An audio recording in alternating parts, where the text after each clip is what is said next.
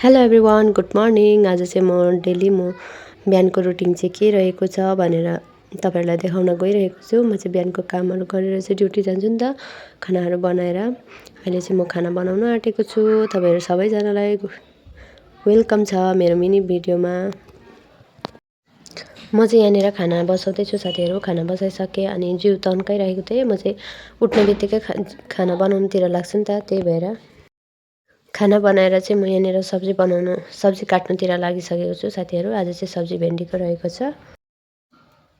भेन्डी धोएर पनि म आइसकेको छु साथीहरू, हेर्न सक्नुहुन्छ। अब चाहिँ म कटिङतर्फ लागेँ। सब्जी काटिसक्दा नसक्दै पानी बसाइराखेको थिएँ नि त। म चाहिँ तातो पानी पिउँछु नि त, ड्युटी पनि म तातो पानी नै लिएर जान्छु। अन्त पानी पनि भरिहालेँ मैले बोतलको पानी भरिसकेर चाहिँ म आफै पिउनुको लागि पनि ग्लासमा पानी भरेर फेरि प्याज टमाटर काट्नुतिर लागेँ साथीहरू। भन्दा नभन्दै फेरि कुकरको सिटी नलागेर टेन्सन भयो, ढिलो भइराखेको बेला भन्दै म चाहिँ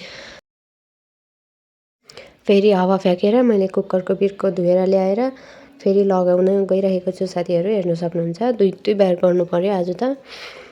झन् भिडियो बनाऊँ भनेको आज चाहिँ यस्तो हुनु परेको भन्दै म चाहिँ गरिरहेको थिएँ। सब्जीहरू पनि मैले काटिसकेको थिएँ अघि नै। अन्त अलिकति आलु पनि लगाउनु पर्यो भनेर आलु पनि एउटा काटेर फेरि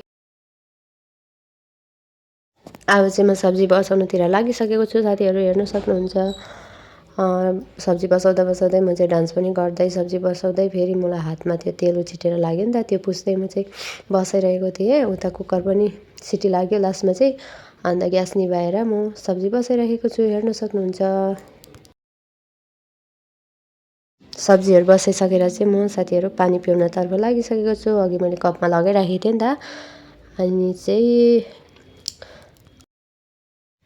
अब चाहिँ म ब्रस गर्नुतिर लागिसकेको छु साथीहरू। हतार गर्दै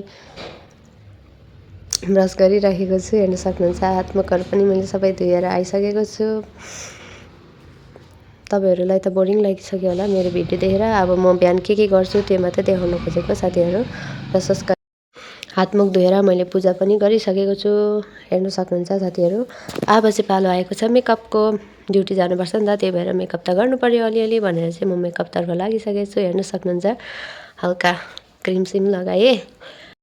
अब चाहिँ पालो आएको छ आइलाइनरको साथीहरू। म चाहिँ आइलाइनर चाहिँ डेली युज गर्छु नि त, लगाउनै पर्छ मलाई आइलाइनर चाहिँ। किनभने लगाएन भने चाहिँ अब मलाई आँखा नै फेसै म रुखो जस्तो देखिन्छ नि त, त्यही भएर म डेली आइलाइनर चाहिँ लगाइरहेको हुन्छु। Thank you so much for watching, by.